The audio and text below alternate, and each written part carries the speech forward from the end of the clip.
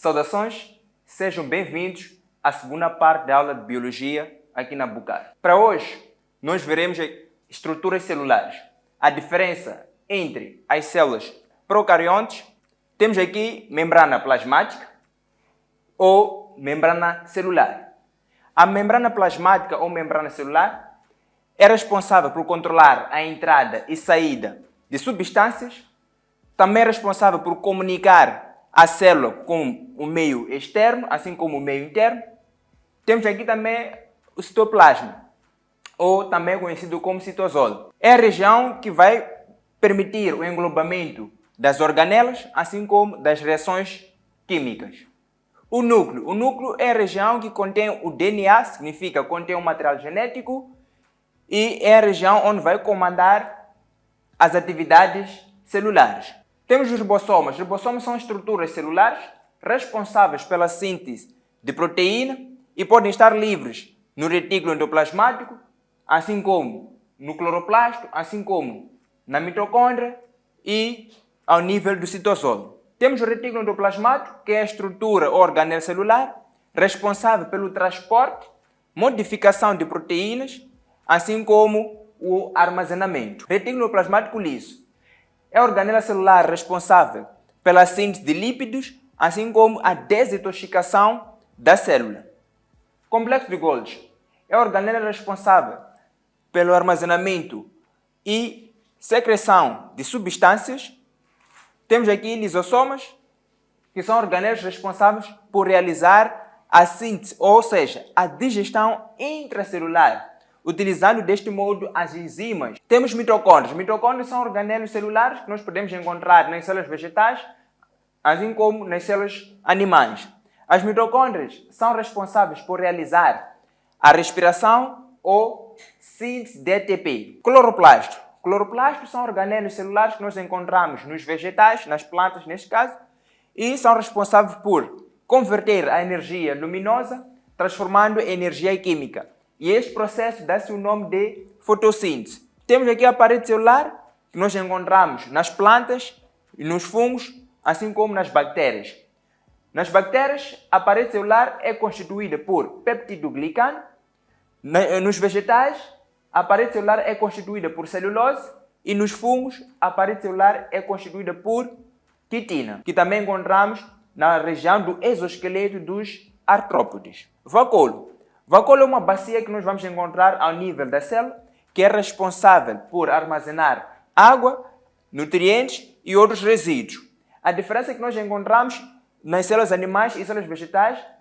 Nas células vegetais temos um vacolo maior e nas células animais temos um vacolo menor. Então temos aqui a primeira imagem que vai ilustrar, portanto, um núcleo com as suas estruturas. Temos aqui o envelope nuclear, ou chamada carioteca, assim como envoltório nuclear.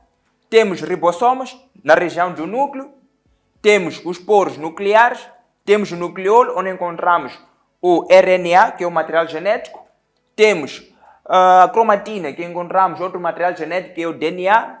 Temos o retículo endoplasmático. Temos o nucleoplasma ou cariolinfa. Deste lado, nós conseguimos ver aqui a diferença de uma célula procarionte e aqui de uma célula eucarionte, em termos das suas estruturas.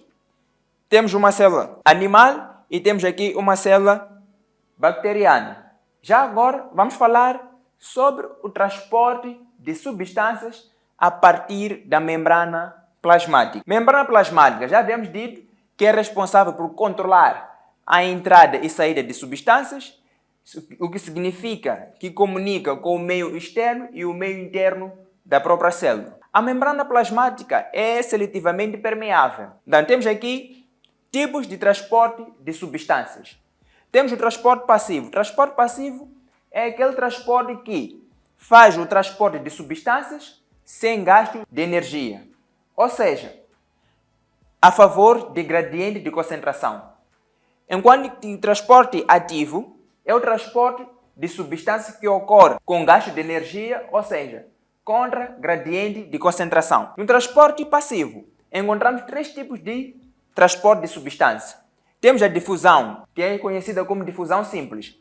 A difusão simples é o tipo de transporte passivo que permite o transporte de substâncias de local de maior concentração para o local de menor concentração, sem gasto de energia, e vai transportar, portanto, o soluto. Temos difusão facilitada. Difusão facilitada é um tipo de transporte passivo que permite a passagem de substância de local de maior concentração para o local de menor concentração. Pode ser dentro da célula, assim como fora da célula.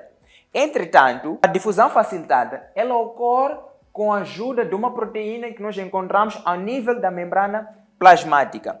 Então, nós encontramos aqui essas proteínas que vão, portanto, permitir a passagem de substância de um lado para o outro. Significa que é o transporte por difusão facilitada, a ajuda de uma proteína transportadora. E, por último, temos aqui a osmose.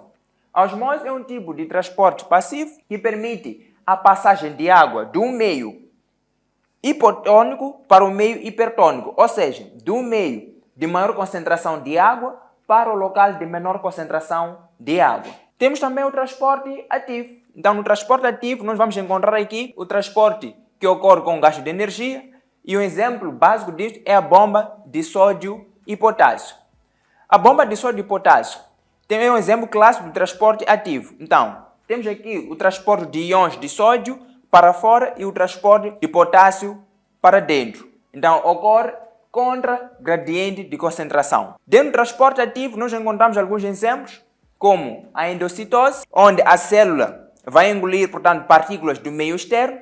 E dentro da endocitose nós encontramos dois pontos importantes. Temos a fagocitose. Fagocitose, que é o processo de ingestão de partículas sólidas, e temos a pinocitose, que é o processo de englobamento de partículas líquidas. E por último encontramos aqui a exocitose. A exocitose significa que a célula vai eliminar materiais como resíduos ou secreções para o meio externo. Então, esta é a estrutura da membrana plasmática que nós encontramos.